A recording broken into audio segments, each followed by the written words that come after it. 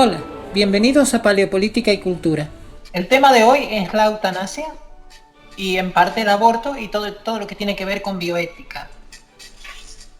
Para empezar, aclarar que el canal no se hace responsable de las opiniones de los contertulios. Si un contertulio es pro aborto o anti aborto o pro vida o anti vida, ya es cuestión de quien esté en el canal. El canal como tal no se responsabiliza de las opiniones de los contertulios aquí, más entendiendo que vamos a entrar en un tema hoy que es un tema quizá de los más polarizantes que existen, por lo menos uno que es polarizante incluso de forma vertical, o sea, ya no entraríamos en el típico cliché izquierda-derecha, ¿no? Es un debate que atraviesa todo porque envuelve dos concepciones completamente opuestas y crea, por tanto, polaridad. Para mí una de las desventajas de este tema como debate es que tiende a polarizar aún más la sociedad de lo que ya está. O sea, es un triunfo de la clase política, si entendemos que la clase política es la beneficiada siempre de la polarización. Hoy estamos con Raúl, el equidistante. Hola, Raúl. Hola, buenas noches desde Zaragoza. Y con Francisco José Novo, politólogo desde Lugo. Hola, Francisco. Hola, buenas noches. Bueno, pues para empezar, podemos decir que el debate sobre la eutanasia y el aborto se encuentra atravesado por diversos fundamentalismos acerca del derecho a la vida o el derecho a elegir, así puesto como en mayúsculas. Mucha gente espera que la ciencia, con miles de comillas, nos ofrezca una respuesta sobre qué es la vida humana, sobre qué es una persona. Pero esto no es materia de estudio de la biología, la neurología o la genética, sino de la ética, la cual varía dependiendo del lugar y de la época. Por lo tanto, no hay más definición de persona, de sujeto de derecho, que aquella que decide por consenso una sociedad determinada en una época determinada. Los argumentos al uso, tanto a favor como en contra del aborto, al menos los que yo conozco, me parecen bastante torpes. Por ejemplo, el decir, como se hace continuamente, que se van a producir abortos de todas formas, no sirve de nada ante quien los considera asesinatos, porque por la misma regla de 3, también los asesinatos de personas ya nacidas van a producirse aun siendo ilegales, del mismo modo que las violaciones u otros crímenes. Y desde el otro lado, pues decir que un cigoto es un ser humano y que debe protegerse a toda costa en cuanto posee un ADN único y irrepetible, pues yo creo que está peligrosamente cerca de equiparar la masturbación y el infanticidio. Solo se trata de ir un poco más atrás. Estamos en lo de la potencia y el acto. En potencia hay muchas cosas, pero en acto ya es otro cantar. Y luego el asunto de la eutanasia es ya más sencillo en el aspecto teórico, pero me parece que no tanto en el práctico. Se dice muchas cosas sobre lo que sucede supuestamente en Holanda y sobre lo que podría llegar a suceder en España, de aprobarse la ley propuesta por el actual gobierno. Y aunque estas advertencias tengan algunas exageraciones, pues tampoco conviene desestimar muchas de las que me parecen legítimas preocupaciones, suscitadas por las posibles zonas grises y coladeros que contendría esta ley. Yo, en principio, me declararía favorable a limitar todo lo posible el número y el tipo de casos que esa legislación contemplaría. Y pues eso no debería aplicarse más que a los casos más extremos. Es interesante eso que dices, Raúl, porque la bióloga plantea un problema de cara a la igualdad ante la ley, cuando un ser humano es... Y también plantea un tema muy cierto, que la diferencia principal entre los dos sexos, entre los dos géneros, es el hecho de que una es portadora y el otro no. Entonces eso ya te crea un problema ante la ley, un problema de desigualdad ante la ley, o de un problema a la hora de aplicar igualdad ante la ley. Se complica y, o sea, se crea un dilema en cuanto a lo que es si todos podemos tener derechos iguales o no. Francisco.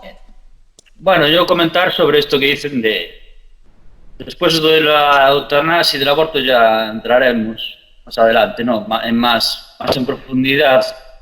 Lo que dicen sobre esto de la cultura de la muerte, que le llaman cultura de la muerte y tal, sí que me parece pues un poco demagógico, ¿no? En plan, ¿estás a favor de la eutanasia, estás a favor del aborto, estás a favor de la cultura de la muerte? Yo no sé muy bien a qué se refieren con eso de la cultura de la muerte, como si la gente estuviera a favor de, no sé, de morirse o de matar a la gente. No lo encuentro, lo veo así un poco demagógico por parte de...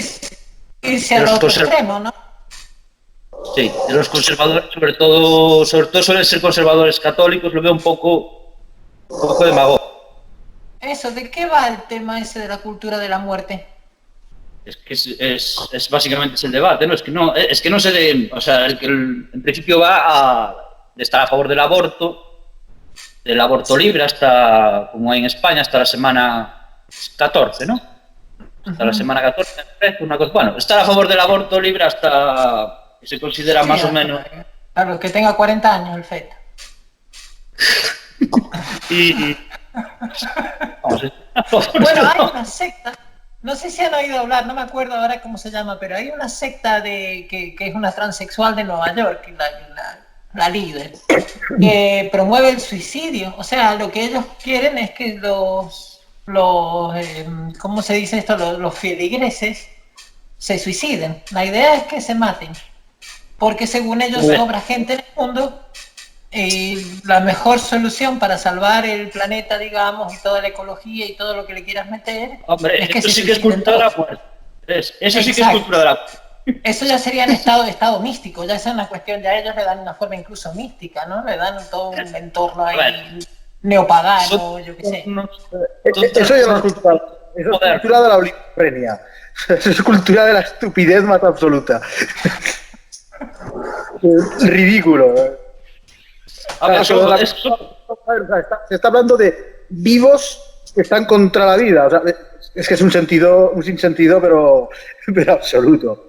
Es la quimera máxima, ¿no? Si piensas en los monstruos de lo que hablaba Gramsci que vamos a ver en la posmodernidad, yo creo que ahí llegas ya al extremo máximo, ¿no?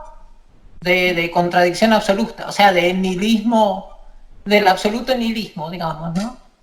El nihilismo final. Hombre, en ese caso no, porque creen, están convencidos de que la pervivencia del planeta es más valiosa que la pervivencia de la especie humana o de los individuos humanos, tomados cada uno por separado. Hay una creencia fuerte, nada de nihilismo, y una creencia pues antivital. O sea, eso sí que es cultura de la muerte en el sentido de que, o sea, estás defendiendo la propia muerte como si sirviera para algo. O sea, bueno. No, lo que me refería en cuanto a nihilismo extremo es en el sentido de que el nihilismo propone acabar con la cultura para hacer una nueva cultura. Bueno, estos prohíben acabar con la humanidad para salvar el planeta o algo así. Es que es ridículo, es completamente ridículo. O sea, salvar el planeta como que el planeta para algo, o sea, como si el planeta tuviera conciencia, no sé, el planeta a nosotros nos sirve para vivir en él. O sea, no, es que es tan ridículo que... Lo voy a buscar al artículo, lo voy a buscar. Porque creo que va a haber que diferenciar un poquito la eutanasia del aborto, ¿no? Porque hay una diferencia bioética igual. Implícita no tiene mucho que ver. Sí, miré lo que dicen, pretenden aprobarlo. La ley después se verá, ¿no? A ver cómo sale, y según leí en público, espero que no esté demasiado sesgado, porque público, en fin, pero bueno, pone sobre la ley de la eutanasia en España, que lo que quieren aprobar es: toda persona mayor de edad con nacionalidad española o residencia legal en España y en plena capacidad de obrar y decidir puede solicitar y recibir dicha ayuda. Lo tiene que hacer de forma autónoma y consciente, consciente e informada, y encontrarse en los supuestos de enfermedad grave e incurable o enfermedad grave, crónica e invalidante causante de un sufrimiento físico o psíquico intolerables. Uh-huh. No sé si es físico y psíquico, bueno. Uh-huh. Y ponía escrito, y durante había 15 días, o sea, dos escritos me parece, uno ahora y después a esperar 15 días, salvo que la muerte estuviera muy próxima, que se podía cortar. Bueno, en principio no parece muy... O sea, no parece que sea una cosa para mirar a la gente, ¿no? Como dicen así muchos... Y hace bastante referencia a la bioética, Francisco, si lo piensas, porque la bioética, ¿cuál es la idea de la bioética? Que el paciente es un ser humano que tiene derechos como paciente. O sea, ya entras a los derechos del paciente más bien que a los derechos del ciudadano común. O sea, ya empieza a regirle otros derechos, ¿no? Como paciente ya tienes otros derechos. Y eso es parte del concepto de humanista, digamos, de la bioética como ciencia. Sí, a ver, yo en principio, así según está, lo veo bien. No te obligan, no. Aunque sí que te dejan, o sea, es enfermedad grave, crónica e invalidante, pero puede ser curable, o sea, puede ser curable y pedir la eutanasia de todas formas, pero no es que te obligue. Claro, porque dice las dos cosas. En los supuestos de enfermedad grave e incurable o enfermedad grave, crónica e invalidante. O sea, aún siendo curable lo puedes pedir, ¿eh? Bueno, yo lo entiendo también, porque no sé si ustedes han estado alguna vez en un hospital. Cuando me tocó estar en un hospital, recuerdo que había una mujer en una cama al lado que tenía cáncer y el sufrimiento, el horror, los gritos de esa pobre mujer. Yo creo que hay un momento dado en el que, no sé, eso es como el caso de los casos de tortura, ¿no? Que llega a un nivel de tortura tan grande que suplican que los maten. Supongo que más o menos se da ese caso, ¿no? A ver, yo aquí veo el problema. Yo aquí veo el problema en dos cosas. Primero, lo que dice Francisco, de que podría contemplar casos que no, o sea, que no serían pacientes desahuciados. Que, por ejemplo, aquí un abogado se llama Ricardo Lorenzo, en una página que se llama Redacción Médica, dice que en la definición legal de eutanasia falta la mención a la situación de terminalidad del enfermo, lo que permitiría propiciar la inclusión de supuestos ajenos al pretendido propósito legal, como el de vida sin aliciente vital o aquellos otros casos en los que el enfermo, por su cuadro clínico, desea terminar con su vida a causa del intenso sufrimiento, pero sin que necesariamente estos sufrimientos produzcan la evolución de sus patologías en la proximidad de la muerte. Entonces, claro, hay dos problemas de inicio. Eso, que incluiría a pacientes no desahuciados, y el otro problema es cuando se menciona el sufrimiento psíquico. O sea, yo creo que esos dos supuestos son muy peligrosos. No voy a contemplar porque, o sea, especialmente el sufrimiento psíquico, porque, vamos a ver, igual se descubre un nuevo antidepresivo o lo que sea, y esa persona que se ha suicidado pues podría haber quizá tenido una vida mejor, podría haber aliviado ese sufrimiento. Y eso, en el otro caso, el de gente que no está desahuciada, coño, es que podría surgir una cura para esa enfermedad, o podrían surgir cuidados paliativos mejores.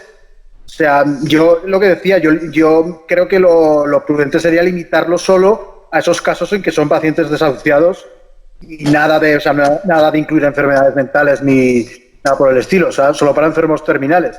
Y luego también el problema está en la...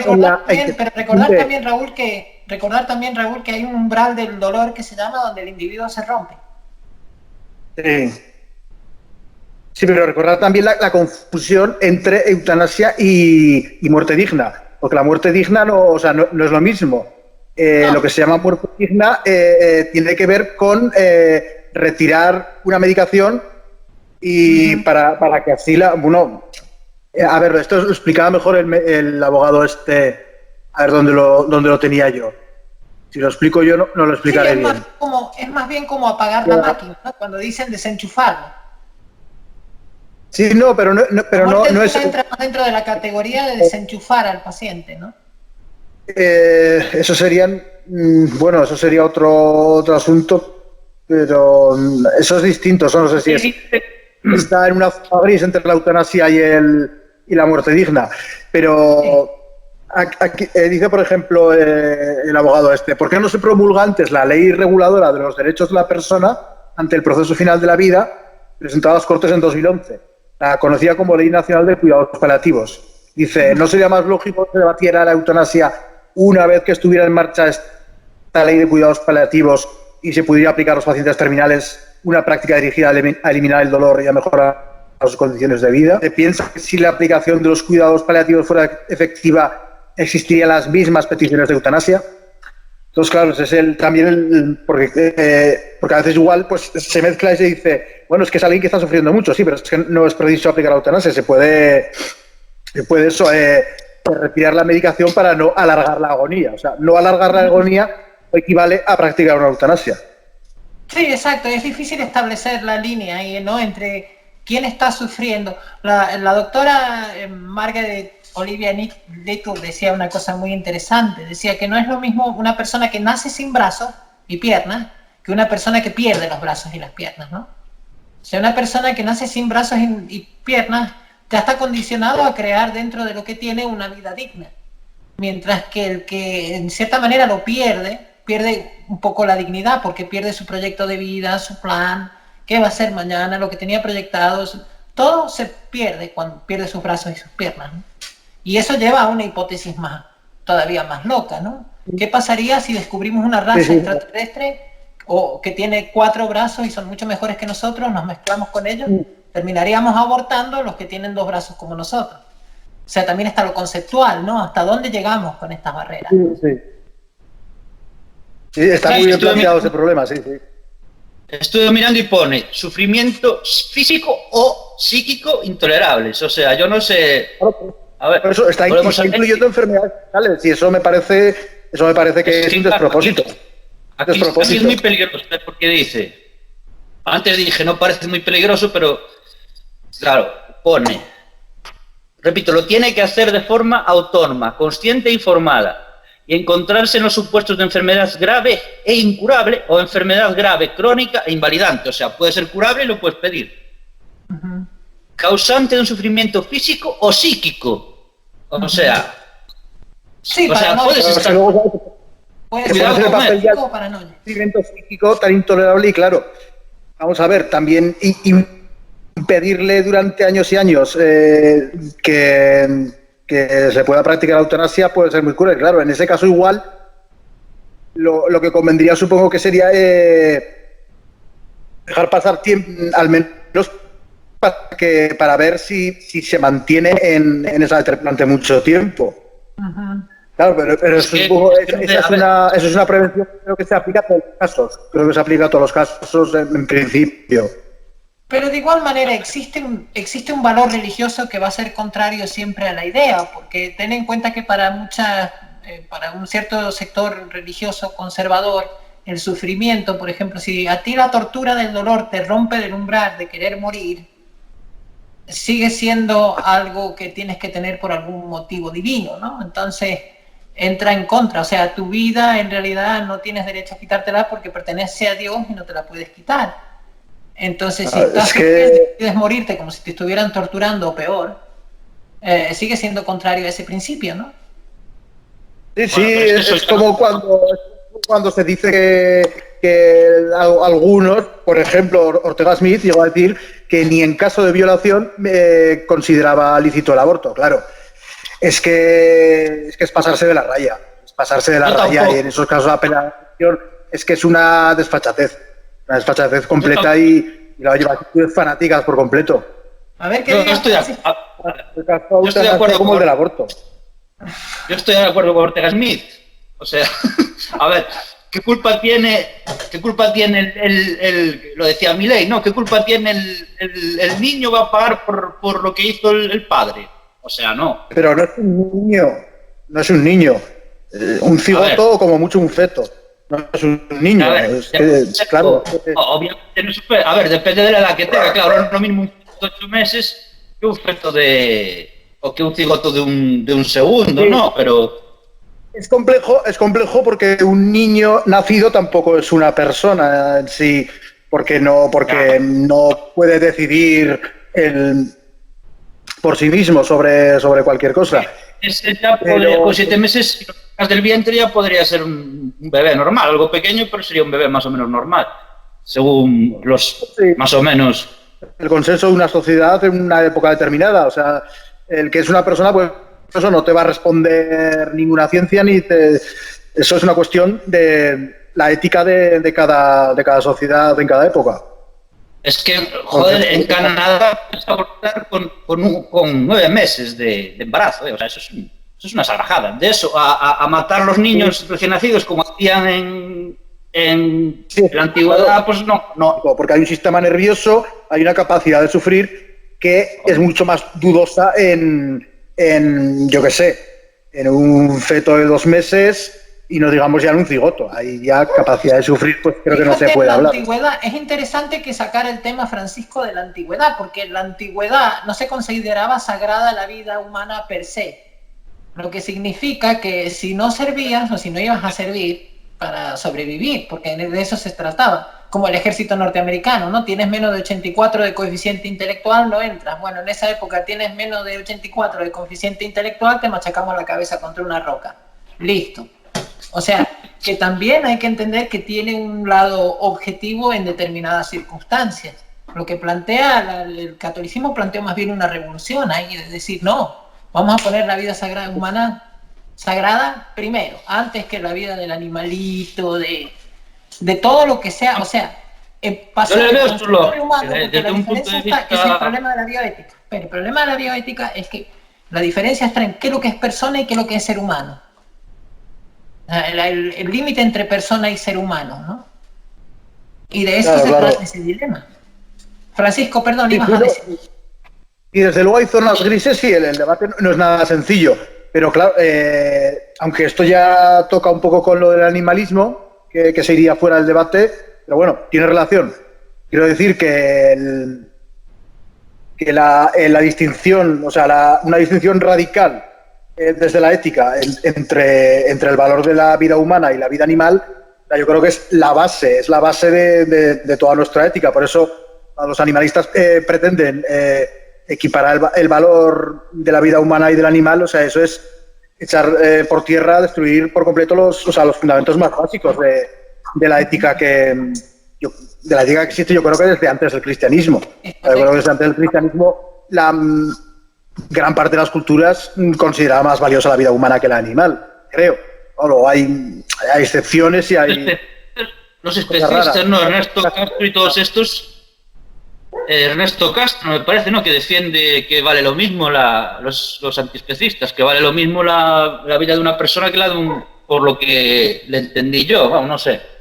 Posiciones medio complejas, claro, es que ese tío, al fin y al cabo, para mí, yo qué sé, para mí es un tío muy inteligente, pero también es un puto snob. Entonces, pues es que se apunta a todo lo que está de moda y todo lo que es guay en la tribu progre guay. Entonces, en fin, no, es que ni merece la pena.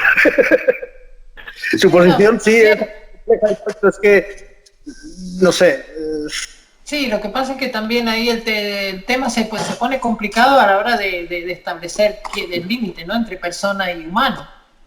Porque en realidad parte de la persona es el semen. En cierta forma tiene un poco de razón lo que dice Raúl ahí. Y en una sociedad antigua, peor todavía, porque en una sociedad antigua era la supervivencia del grupo lo que primaba. Entonces, si vas a tener una carga, suponte un niño sin piernas o algo así, que incluso pasa en la naturaleza. Había un caso que salió en Inglaterra, me contaron hace poquito, de una madre que abandona a su bebé, a su cría, una madre, creo que era leona, a la cría que no podía caminar.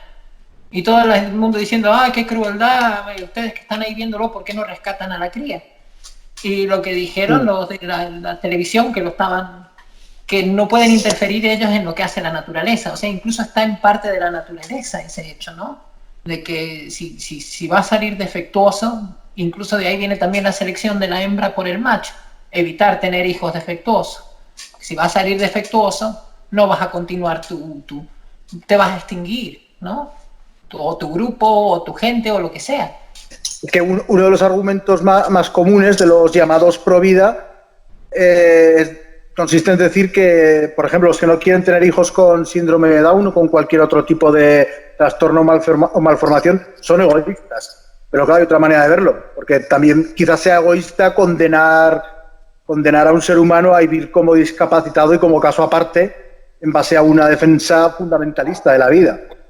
Pero cuidado ahí. O sea, puede ser tan cruel o más como matarle, porque claro, es que... Pero cuidado ahí también, Francisco, porque es un arma de doble filo, porque volvemos a lo de antes de la doctora Little, ¿no? Que ella te está diciendo de que una persona puede ser feliz si nace sin brazos o si nace Down.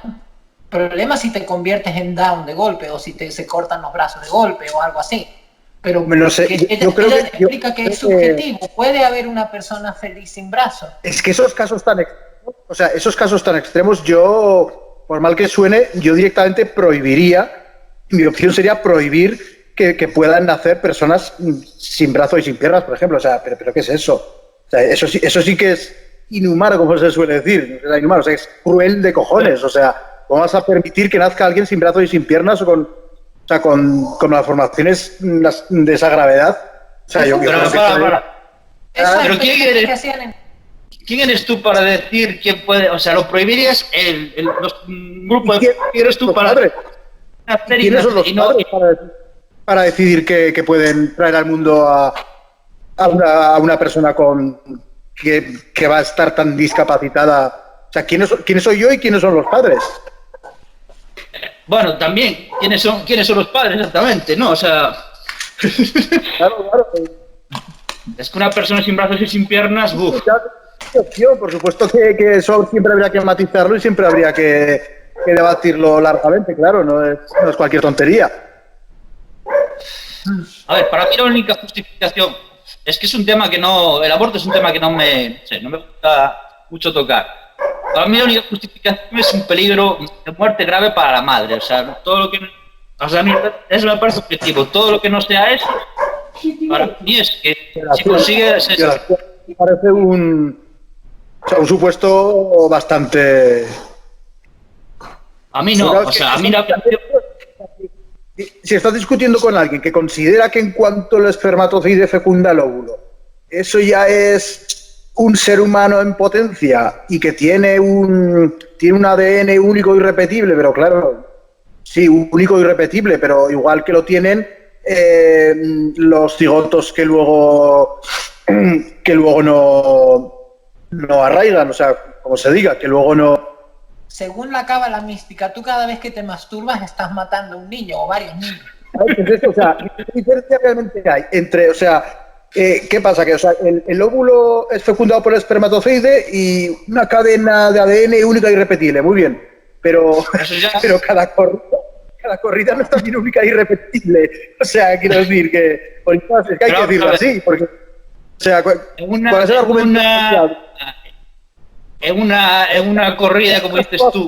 Casi irrepetibles. Las vamos a dejar de matar ratas porque son seres sagrados únicos. La cábala mística dice que si tú vas a un cementerio con una mujer tiene que ir detrás tuya y no te puede mirar a los ojos, porque como te mira a los ojos, el ángel de la muerte va a traer en ese momento todos los niños que has matado en tus pajas y la vas a cagar. Te cae tremenda maldición.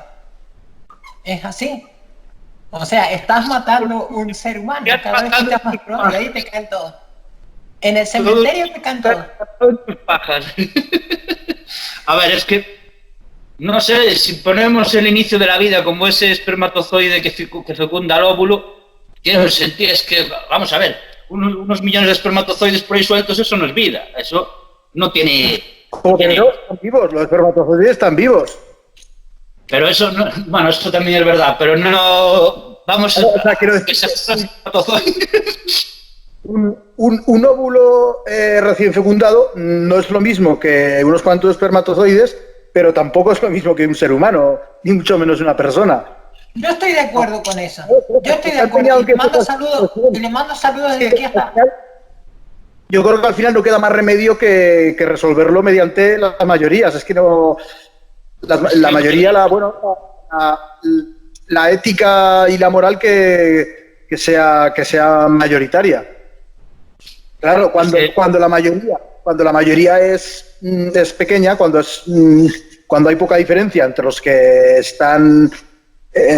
defienden el aborto libre o el aborto en ciertos supuestos y la minoría que defiende el llamado derecho a la vida, claro, entonces ahí sí que hay un problema. Hay un problema y ahí pues es cuestión de que unos pondrán una ley cuando ganen y otros pondrán otra cuando ganen ellos. Ahí desde luego es complicado. No sé qué porcentaje de la población está radicalmente en contra del aborto en cualquier supuesto. No sabría decir. No. Igual volviendo al tema anterior de lo que decía Francisco, de lo que hablábamos del esperma, del esperma sagrado, ¿no? Es muy interesante lo del esperma sagrado porque me Bueno, recuerda es lo que interesante decía... eso cura todo. Que aviso de que las pajas que matando, o sea, haciéndote pajas matas gente, a mí eso no me parece muy normal, pero bueno, no sé, si tú dices que es interesante. Yo lo que sí he notado una cosa cierta, que le mando saludos de aquí a Pablo Samik, que Pablo Samik siempre habla de ese tema de la eyaculación en el hombre, ¿no? Y hay una cosa que es cierta, el hombre cuando eyacula es como si lo mataran. Se quedan muertos los tíos. ¿Cómo? Es verdad, es como si los mataran. Han dado algo de su vida, no sé, se han arrancado un brazo, no sé qué han hecho, pero se quedan muertos los tíos. Sí,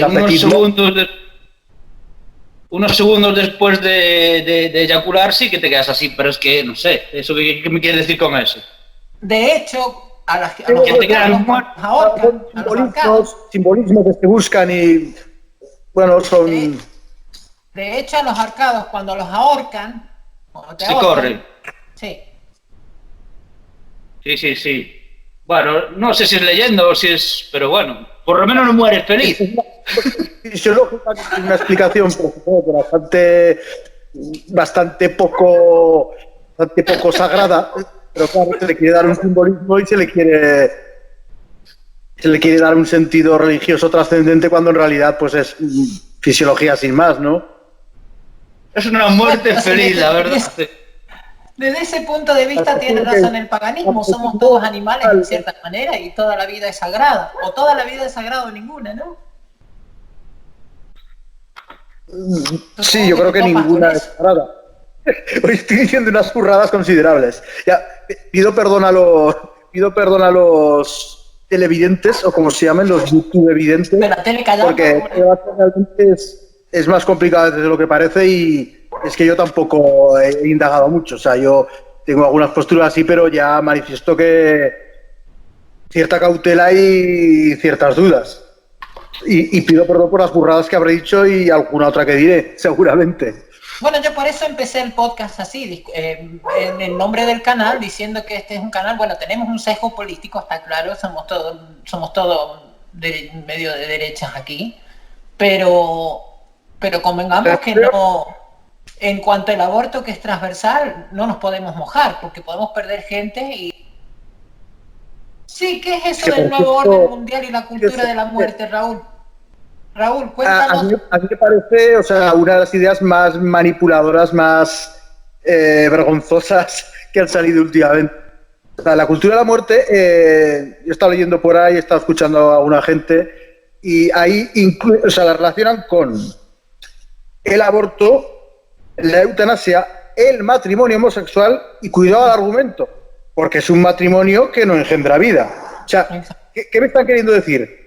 Que si los homosexuales no pudieran casarse entre sí, se casarían con mujeres y tendrían hijos. Eso es lo que me están queriendo decir. O sea, por eso el matrimonio homosexual es cultura de la muerte. Es que es ridículo, completamente ridículo. Hombre, a ver. Que lo defiendan precisamente católicos, es que manda huevos. Cuando hay una religión centrada en la muerte obsesivamente, es la cristiana y más aún la católica. O sea, es que manda huevos. Bueno, es el argumento del doctor Favaloro en contra de ilegalizar el aborto, ¿no? Dice, la gente, se nos mueren las niñas en las clínicas clandestinas, dice, porque si es ilegal, pues se van a meter una percha por ahí, ¿no? Convengamos. Si lo van a hacer, lo van a hacer. No, espérate, porque es que es aún peor. O sea, ya no solo que incluyan los matrimonios homosexuales, o sea, es que incluyen la fecundación in vitro, la investigación con células madre. ¿Cómo que cultura de la muerte? O sea, la fecundación in vitro no es para crear más vida. La investigación con células madre no es para salvar más vidas. Entonces, ¿quiénes son los que defienden la vida? Realmente, los que están en contra de todo esto, o sea, o los que están a favor. Bueno, es que hay una teoría que dice, que dice que te van a crear dos castas aparte, ¿no? Una de seres humanos medio máquinas y... Estás evitando que se salven vidas que hacía esas investigaciones. Y encima las llamas cultura de la muerte, manda huevos. Digo, para mí eso es de sinvergüenzas, ese meme de la cultura de la muerte. Total. A ver, lo de los matrimonios Antes, cuando estaba prohibido, cuando estaba reprimido lo del matrimonio, sí que había gays que se casaban con mujeres y tenían hijos, o sea que a lo mejor hay algo, pero vamos, que es una chorrada. Hoy en día sí, ha pasado ocurrido. Bueno, y están las famosas terapias de rehabilitación, ¿no? El que prohíban el matrimonio homosexual no va a hacer que más homosexuales tengan hijos. Eso me parece que es... Bueno, pero Vamos, eso es que es relativo.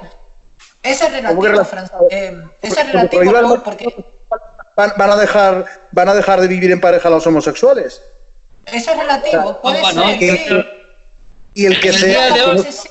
Sí. Digamos que una homosexualidad tan marcada y se esfuerce por casarse con una mujer y tener hijos, o sea, lo va a hacer tanto si el matrimonio homosexual es legal como si no. No, el tema, la idea básicamente conservadora es que si lo convences de que tiene que curarse porque tiene una enfermedad, él va a ir a curarse. O sea, ese sería el objetivo, digamos, ¿no? Que sea consciente de que está malito el pobre. Claro, ya se parte de que es reversible, que no sé si lo será, pero bueno, pues aparte de que es reversible y que es deseable esta reversibilidad. Exacto. Convencerlo al paciente, digamos, de que se tiene que curar, porque así no va a ser feliz. Sí, a ver. Pues creo que ese problema de lo de lo mayoritario y todo esto, o sea, yo creo que España por la mayoría está asumido, o sea, está a favor del aborto, o sea, de lo que hay ahora, del aborto libre hasta las semana 14, me parece que es, no sé qué semana es. Hasta la semana, o sea, lo que ahora es la mayoría de la sociedad, yo creo que está a favor, porque incluso el PP, o sea, quitando Vox, los partidos van asumiendo. Yo creo que parte del PP está en contra y parte está a favor. Sí, es que es transversal, lo que decíamos al principio, es transversal esto. Porque tiene gente de la derecha como Ayn Rand, que era pro aborto. O sea, no, pero una liberal de estas. Transversal a progresistas, liberales, socialistas, pero, o sea, todos los que son católicos conservadores, hombre, a no ser que sea un conservadurismo así como muy light, pues hombre, en general están en contra del aborto bastante radicalmente, ¿no? El protestantismo a veces es un poco light, sobre todo... Sí, digo los católicos, los protestantes creo que también hay mucha oposición. También hay mucha oposición al aborto entre los protestantes. Pero para el utilitarismo calvinista no tanto. O sea, si tú justificas tu aborto porque vas a tener un niño sin cerebro, con la cabeza deforme o lo que sea, se acepta más. O sea, tienen una visión un poquito más laxa que la católica en eso. En ese sentido, bastante más sensata, me parece a mí. Claro, de hecho, escuché una estadística que en Inglaterra ya no quedan niños con Down. Según he escuchado, en Inglaterra casi no quedan niños con Down, porque los abortaron a todos. Sí, hay algunos países que no tienen prácticamente, se acerca al 0%, menos del 1% se acerca al 0%, hay países que no hay prácticamente síndrome de Down, no sé cuáles eran, no sé si eran del norte de Europa y Holanda o algo así, y los gitanos dicen que también los abortan a los con síndrome, porque no, o sea, ¿vosotros alguna vez visteis a un gitano con síndrome de Down? Yo nunca vi ninguno. Claro, el caso del síndrome de Down, claro, se suele decir que suelen ser, o sea, que suelen llevar una vida bastante feliz, que no es como otro tipo de trastornos, de malformaciones en las que se implican más sufrimiento, quizá, en principio. Sí. En el caso del síndrome de Down no parece de los más graves en cuanto a la experiencia vital. Sí, a eso me refiero, que el protestantismo es más utilitarista en eso, ¿no? Si va a ser una persona inútil, no... Claro, te fijas... O sea, la idea es que le estás haciendo un favor a esa criatura. En el grado de sufrimiento. Yo solo comparto, sí. Claro, porque vas a traer al mundo una criatura que no va a tener una vida digna, que tampoco te va a permitir tener una vida digna a ti, o sea, vas a tener una dedicación, va a ser como tener un niño para siempre, ¿no? No es como decir, tengo un niño, lo crío y de grande va y hace su vida y lleva una vida normal, no. Te estancaste con el niño hasta que el niño se muere de viejo. Sí, es la diferencia entre el utilitarismo del norte de Europa y el catolicismo. El catolicismo no tolera ninguna de esas cuestiones. No, pero a ver, a mí me llamó la atención esto de la ley, ¿no? Me quedé así medio rayado, ¿no? Vuelvo a leer otra vez. La eutanasia, lo tiene que hacer, pedirlo, ¿no? La eutanasia, lo tiene que hacer de forma autónoma, consciente e informada. Y encontrarse en los supuestos de enfermedad grave e incurable o enfermedad grave, crónica e invalidante. O sea, puede ser curable. Y además dice, causante de un sufrimiento físico o psíquico intolerables. O sea, es una persona que aunque esté totalmente sana y que sea curable su enfermedad, pero tiene que ser una depresión espantosa, una cosa así espantosa, o sea, y de la eutanasia se la da. O sea, esto es muy peligroso, porque deja abierto, porque una depresión gravísima puede ser grave, crónica e invalidante. Es grave, crónica, puede ser grave, crónica e invalidante. O sea, esto es peligroso, ¿eh? Es que yo por lo que tengo entendido, lo que se exige es pues que el paciente insista varias veces, dejar un tiempo para ver si el deseo es firme.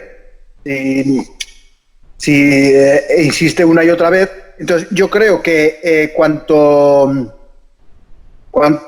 más aleje los casos de ese caso extremo en el que ya son pacientes desahuciados, o sea, cuando se trate de trastorno mental o cuando se trate de una enfermedad que no es, de alguien que no va a morir, pues una enfermedad incurable por el momento, podría ser curable en el futuro.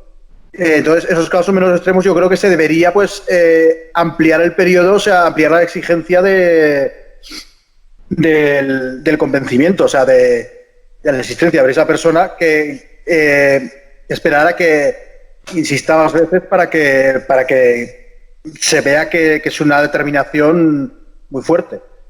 No digo que es muy peligroso porque deja abierto. A ver, es una persona así, por ejemplo, no digamos que tiene una esquizofrenia grave, o sea, que tiene una esquizofrenia grave, una depresión muy grave, que sea grave e incurable, o sea, perdón, sí, que sea grave, crónica e invalidante. O sea, una persona así ya se puede suicidar ella misma, ¿no? O sea, tampoco sería tan peligroso. Pero Ese va a venir mi punto. Me lo has quitado de la boca porque, claro, o sea, tiene que darse que además de tener esta depresión, o sea, además de tener este sufrimiento en general, sea por causa psíquica o física, que además esté incapacitado para suicidarse él mismo, claro. Claro. O sea, tiene que darse una carambola, o sea, una coincidencia de muchas cosas. El problema es que en todo esto se cae en el estatismo, ¿no? O sea, vuelves a principios paganos, digamos, o utilitaristas ateos, pero controlado por el Estado. O sea, el Estado, ahí volvemos al estatismo. El Estado tiene que ser el que autoriza para que una persona mate a un viejo que está sufriendo de dolor y no vaya preso, un médico, una enfermera, lo que sea, y no vaya preso, hay que hacer estas leyes. Entonces ya creas más dependencia en el Estado. El Estado tiene más control, cada vez más decisiones sobre las decisiones individuales en manos de burócratas. O sea, debiera haber un sistema legal en el cual no debieras envolver tanta burocracia, ¿no? Que sea expeditivo, que haya un juez de guardia, lo que sea, que diga, bueno, esta persona está sufriendo demasiado, está bien, está de acuerdo. O sea, por eso cierta burocracia será necesaria, porque va a tener que ser un proceso en el que lo que he insistido ya antes tantas veces, el paciente manifieste su deseo de acabar con su vida repetidas veces. O sea, que claro que no puede ser algo lo decido hoy, pues venga, practicamos la eutanasia hoy ya. Entonces, ya de primeras no me parece que nadie defiende semejante cosa. No. ¿El qué? Eso lo administra un enfermero tal, que ahí también se debe dar el... No, pero... O sea... Pero tiene que haber un proceso largo, en que lo solicita primero luego se le vuelve a consultar varias veces, ya digo, o sea, cuanto menos grave sea el caso, más veces habría que consultarle, o sea, más seguro habría que estar. Y para entonces al tipo se le pasó el dolor, cuando le dan el permiso ya se le pasó el dolor, se fue a su casa y se olvidó de todo. Es una incoherencia. O sea, yo voy a pedir permiso para suicidarme porque estoy en un dolor terminal espantoso. Tengo que hacer fila en una oficina durante 3 meses, sacar permiso, ir al banco a pagar el sello. Al final y después, resulta que después vuelva, lo aprueben, y cuando ya lo han aprobado, yo ya me fui a mi casa, ya estoy bien. Aquí, claro, es que el problema es que por un lado igual se exageran los temores, las sospechas de lo que podría pasar, los coladeros que podría haber, y por otro lado igual desde el otro extremo se minimizan. Entonces hay que ser muy precavido. Aquí, por ejemplo, Jorge Fernández Díaz, de La Razón, imagino que será el exministro, dice: ya conocemos la prioridad del gobierno del Frente Popular, se llama. La portavoz socialista anunció el registro en el Congreso de la proposición de ley para aprobar la eutanasia con cargo a la seguridad social en centros sanitarios públicos, privados e incluso a domicilio. Y dice aquí ya algo bestia. Dice: hay que facilitar la reducción del gasto en pensiones y asistencia sanitaria a enfermos crónicos y a mayores. Es una acusación grave. Pero claro, también dice algo que igual había que tener en cuenta. Dice: debemos colocarnos en el lugar de estas personas vulnerables con enfermedades crónicas incurables, sometidas a la coacción moral de aceptar la inyección letal para dejar de sufrir, entre comillas, y no ser una carga para sus familias sin apenas ayudas públicas, por no hablar de herencias y otras cuestiones relacionadas con estas dramáticas situaciones. También dice: les invito a ir a Holanda a practicar la eutanasia, donde los ancianos tratan de evitar sus ingresos hospitalarios para que no les provoquen la muerte. O sea, no creo que sea tan grave la situación en Holanda, pero bueno. Y luego añade, Juan Pablo II la denominó la cultura de la muerte. Se me olvidado decirlo antes, que inventó el concepto Juan Pablo II. Y aquí lo dice: también promueve el aborto, el divorcio exprés y las uniones del mismo sexo incapaces de procrear. Jorge Fernández Díaz, la verdad, no lo tenía por tan conservador, tan de derecha dura, la verdad. Eso sí que es rancio, sí señor, parece carlista, hay una cosa de estas así. El hombre, sí. Pero claro, aquí, o sea, yo creo que cuando dice de colocarnos en lugar de estas personas vulnerables, aquí lo veo como tomando el papel que normalmente ocuparía la izquierda. O sea, es la típica visión, digamos, que la izquierda reivindica como vamos a ser más empáticos, vamos a ponernos en lugar de estos, ¿qué podría pasar? Y me parece curioso eso, que si para la izquierda hegemónica este asunto, pues por lo visto, como decía Rayo, esta libertad individual sí que hay que protegerla y no hay que dudar de ella, pero no hay que proteger la libertad individual en el caso de la gestación subrogada, en el caso de la prostitución. Ahí tenía mucha razón Rayo en por qué defienden principios de libertad individual en unos casos y no en otros. Y aquí, pues, esta derecha, al menos Jorge Fernández Díaz, está ocupando un poco el papel de la izquierda en cuanto a incidir en la empatía y en las situaciones de vulnerabilidad, que es lo que siempre destaca lo que, bueno, es el discurso asociado a la izquierda, ¿no? Sí, me parece curioso. Parece curioso que aquí, que sea como un dogma, como algo, o sea, que la izquierda defiende el derecho a la eutanasia, defiende el derecho al aborto, así, y además, sin supuestos ni nada, radicalmente, al menos el aborto. Y es la derecha la que toma ese papel de la izquierda de fijarse en las situaciones de vulnerabilidad. Me parece muy interesante eso. Es lo mismo que diría la izquierda en el asunto, por ejemplo, de la prostitución, de la gestación subrogada. ¿Y por qué no lo dice aquí? ¿Por qué no lo dice en este caso de la eutanasia? Curioso. Sí, interesante. Ahí no se quiere meter. Sí, yo había pensado, volviendo al tema ese de lo que decía Raúl, de que la izquierda ahora ha adoptado un discurso como de la cultura de la muerte. O sea, la cultura de la muerte ahora está quizás representada más que nada por la izquierda y cada vez más radical, ¿no? Si lo piensas, por ejemplo, lo que dicen las feministas, aborta sin culpa. Que eso para cualquier persona racional, cualquier mujer racional que por las circunstancias que sea, utilitaristas, por enfermedad o porque le dio la gana, tuvo que abortar, sabe lo mal que lo pasan. Una mujer en sus cabales no va a ser feliz por abortar. Eso que están queriendo vender es un cuento. De hecho, el discursito ese de aborta sin culpa, es ir en contra de la naturaleza. Esa idea de, ¿sabes? Este lema de al abortaje, o sea, es algo ofensivo por completo.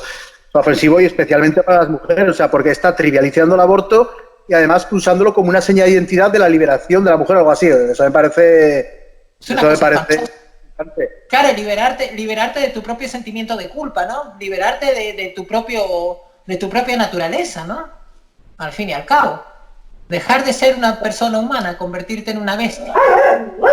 Lo que decía al principio, que igual que hay un fundamentalismo de la vida, un fundamentalismo de la defensa de la vida, también hay un fundamentalismo del aborto libre, que no se puede tampoco trivializar el aborto porque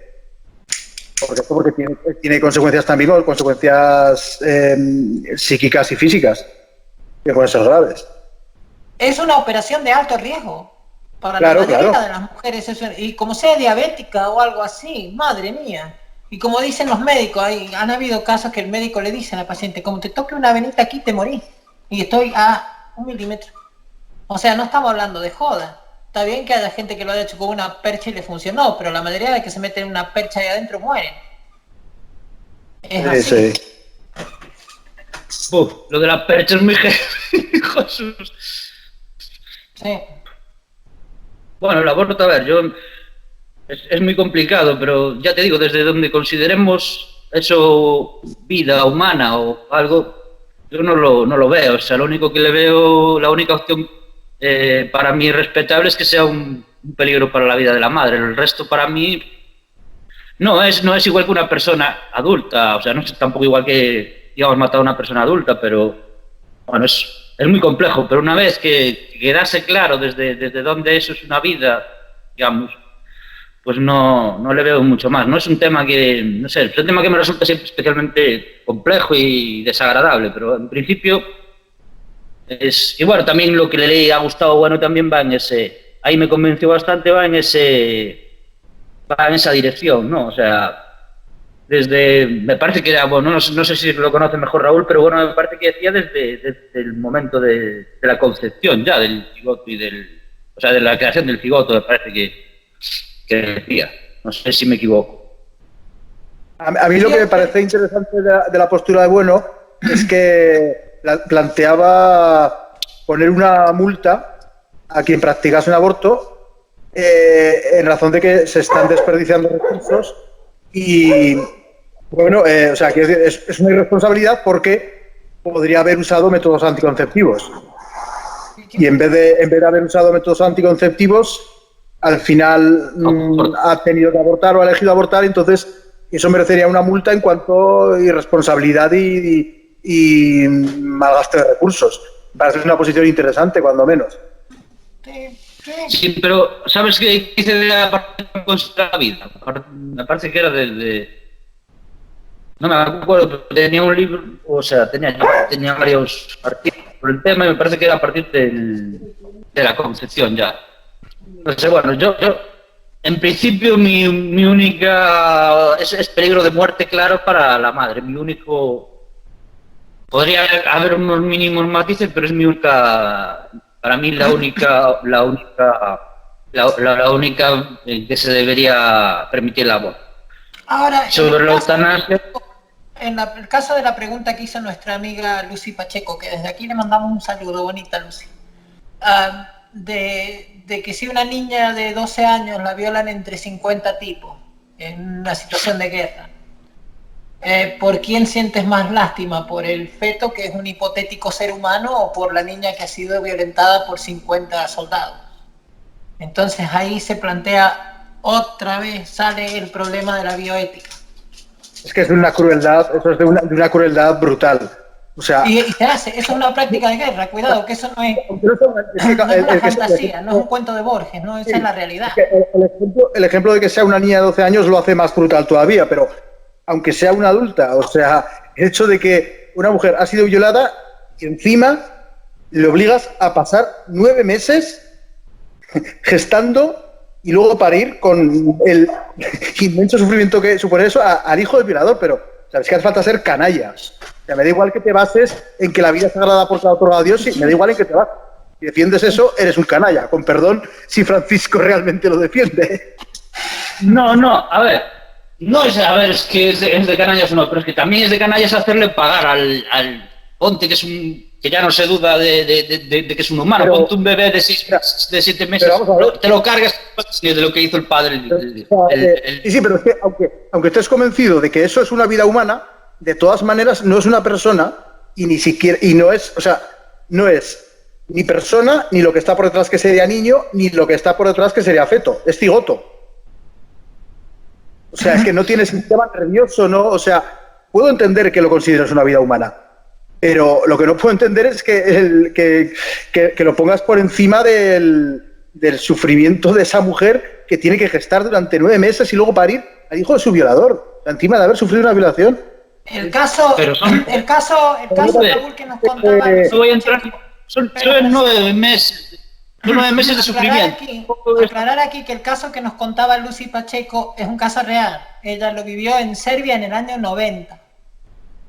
O sea, no... Sí, claro. Sí, no se lo inventó, no es una cosa imaginaria para ponerte en un lugar supuesto para que puedas decir estoy a favor, estoy en contra. No. Habrá ocurrido miles de veces, claro. Habrá ocurrido miles de veces. En las guerras, pues barbaridades así... Claro, son para nuestro cada día, ¿no? Sí, totalmente, porque es parte de lo que es un armamento de guerra, ¿no? Eso está claro, desde que existe la guerra, existe la violación como parte de... Sí. Infundir terror. Incluso de la colonización, si lo piensas, de la colonización también, porque los turcos, por ejemplo, era lo que hacían, invadían y violaban a todas las mujeres para que la etnia fuera modificada. O sea, se crea una modificación étnica, interesante también. Eso además, sí. Tiene diversos... Sí, Raúl. No, solo decía que tiene diversos objetivos. No me había dado cuenta de lo de modificar la etnia también. Lo de la eutanasia, pues simplemente que es peligroso lo de dice psíquico, o sea, primero es peligroso ya de lo que dice de que no sea dice grave, invalidante, crónica, o sea, pone, a ver, una vez más lo leo. Sí, que no es solo para casos terminales y no es solo para enfermedades físicas. No es solo, a ver, lo de que no sea solo para casos terminales ya abre cierto problema, pero bueno, al fin y al cabo, pues mira, la decisión y lo de psíquico, pues también podría ser un problema, pero bueno, tampoco tiene por qué ser tanto problema porque al fin y al cabo también te puedes suicidar tú, si es una enfermedad mental, y estás capacitado físicamente te puedes suicidar tú, entonces en principio... Es que claro, es que para que no te puedas suicidar tienes que tener una incapacidad brutal, o sea, suicidarte puede ser muy fácil. Claro. Hombre, creo que la mujer esta de la que hablaba del hospital no creo que haya podido suicidarse porque el dolor era tan grande que no podía mover, solo podía gritar. Entonces si una mujer solo puede gritar... Sí, casos hay, claro. Claro, le dan la morfina y deja de gritar un ratito, pero después se despierta otra vez a los gritos y así permanentemente, día y noche. Y da igual el horario, puede ser a las 4 de la mañana como a las 6 de la tarde. Entonces, claro, ahí otra vez volvemos al tema de la bioética. ¿Qué derechos tiene ese paciente? Si el paciente pide que lo maten, ¿tiene derecho a pedir eso? Es muy complicado, claro. Sí, o sea, lo que decía yo antes de ampliar el periodo de... Pensártelo. Sí, bueno, el periodo para administrar directamente la eutanasia, o sea, es que es difícil encontrar las palabras para esto. Pero sí que cuando no sea un caso terminal o cuando no sea una enfermedad física, pues hay que estar más seguro, hay que manifestar más veces con mayor seguridad el paciente su deseo de que le practique la eutanasia, pero claro, tampoco con eso se soluciona todo porque al fin y al cabo le estás haciendo sufrir durante más tiempo. Entonces, claro, eso habría que cruzar con otro baremo, que sería la cantidad de sufrimiento. Pero claro, ¿cómo se mide eso? Muy jodido. Bueno, A ver, lo que sí que queda fuera de esto, lo de, aunque este suicidio asistido, me parece, que le llaman la gente que está ya en coma y que no puede decidir y todo eso, que se va a morir de todas formas, esto no sé cómo queda. Sí, sí, Esta lo de gente desenchufar parece que está medio camino entre la muerte digna y la eutanasia, ¿no? Parece, no sé, es un... sí. O sea, lo de desenchufar, claro, desenchufar normalmente se asocia a la gente que está en coma, pero también a veces cuando se habla de desenchufar no son pacientes en coma. Ahora, también está la conspiración opuesta. También Un respirador. hay una Un respirador. conspiración. Esto genera una conspiración también, ¿no? La idea de que quieren matar a todos los viejos porque Sí, es que sobra eso gente. exagerado. Me parece tan distópico que, o sea, no se puede creer que realmente alguien esté pensando en legislar esto, o sea, que tenga en la cabeza o sea, ya no el matar directamente a la gente, que sería absurdo, pero que simplemente tenga en la cabeza la posibilidad de que, así de paso, pues se van a ahorrar recursos en cuidados paliativos, o sea, recursos de la seguridad social, de la sanidad pública. Me parece delirante que hombre, ya sabemos que la política trae a los psicópatas, pero bueno, no sé. Cierto. En fin, chicos, por hoy terminamos, creo. Ha estado muy lindo el debate. No sé si ha quedado algo por decir. El más complicado de todos los que hemos hecho. Yo muchas veces no he sabido encontrar las palabras y me ha parecido muy complicado. Nos despedimos. Gracias por haber estado un día más. Raúl, el equidistante.